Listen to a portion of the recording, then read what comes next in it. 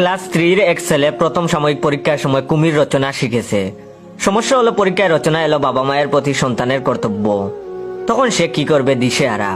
বুদ্ধি করে সে লিখলো, বাবা মা আমাদের জন্ম দেয়, তারা আমাদের লালন পালন করেন, কুমিররাও তাই করে। জেনে রাখা ভালো যে কুমির একটা সরীসৃপ প্রাণী, এটি জলে বসবাস করে। এর চোখ গুল গুল, কুমিরের আছে বিশাল একটা লেজ, আর লেজে খাজ কাটা খাজ কাটা খাজ কাটা খাজ কাটা। এরপরের পরীক্ষায় রচনা এলো গরু। সে লিখলো, গরু গৃহপালিত পশু, গরু আমাদের দুধ দেয়। একদিন গরু পানি খেতে নদীর ধারে গেল, কিন্তু নদীতে ছিল একটা কুমির। আর জেনে রাখা ভালো, কুমির একটা সরীসৃপ প্রাণী, এটি জলে বসবাস করে। কুমিরের আছে বিশাল একটা লেজ, আর লেজে খাজ কাটা খাজ কাটা খাজ কাটা খাজ কাটা। শিক্ষক দেখলেন এত ভারী বিপদ। শেষে তিনি অনেক ভেবে চিন্তে রচনার বিষয় ঠিক করলেন, পলাশির যুদ্ধ। শিক্ষক মনে মনে ভাবলেন, লেখ বেটা, এইবার দেখি কি করে তুই কুমিরের রচনা লিখিস।